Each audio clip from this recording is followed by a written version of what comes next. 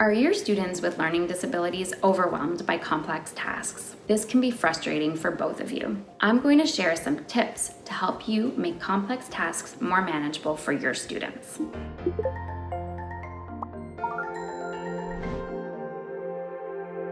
Hi, I'm Julia Ferrari. I'm an expert on learning disabilities at the LD Institute, and I'm passionate about ensuring that students with LDs reach their full potential. When faced with tasks that involve multiple steps, many children and teens with learning disabilities feel overwhelmed, don't know where to start, have difficulty organizing themselves, and have trouble seeing tasks through to the end. Chunking is versatile and is a great strategy for schoolwork and other everyday activities. By chunking, you can help your students break tasks up into smaller, more manageable parts, which will reduce stress and increase the chances that they will be successful. Today, I'm going to walk you through the 7 steps for breaking down complex tasks.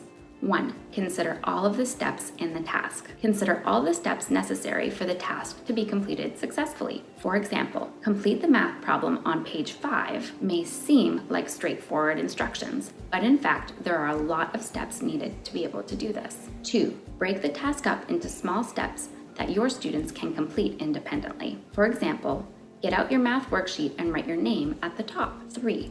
Check in and give them feedback. Check in with your student once they have completed the first steps to ensure that they understood the task and give them feedback.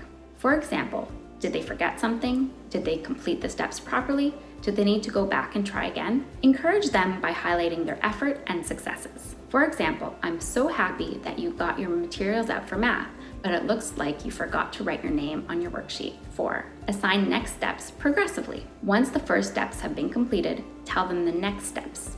Continue assigning steps and giving feedback until the task is done. For example, now I'd like you to read the first problem and highlight the important information. 5.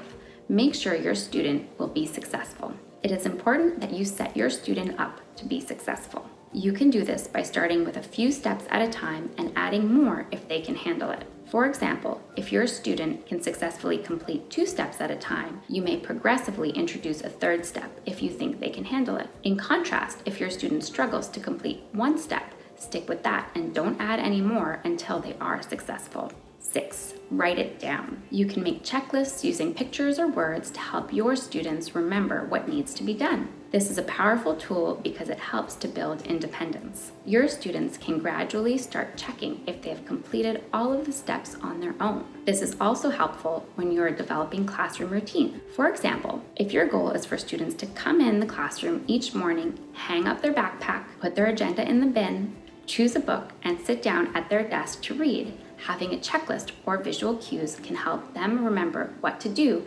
without needing multiple reminders. 7. Involve your students to allow them to take ownership of the task. For younger students, you will have to do more of the planning, such as breaking the task down and telling them which steps to complete first. Involve older students in the process. This will help to build independence. For example, you have assigned a 5-page essay that is due in 2 weeks. Rather than leaving it up to them when and how they will complete the assignment, probably at the last minute, have a conversation with them about the steps that need to be completed for this assignment. For example, research, writing an outline, writing the introduction, the body, the conclusion, and editing. They can turn the steps into their own checklist for reference or work backwards from the due date and write down when they will complete each of the steps in their calendar. You can even ask students to estimate how long they will think it will take them to complete each part and then check in with them once they've completed it to see if their estimate was correct. Students with learning disabilities often underestimate how long they think it will take them to do something, which makes planning ahead difficult. So, this is an important skill to develop. Breaking complex tasks into small steps will help your students with learning disabilities reduce their cognitive load and allow them to experience many small successes, which will make it easier for them to complete a wide range of tasks successfully.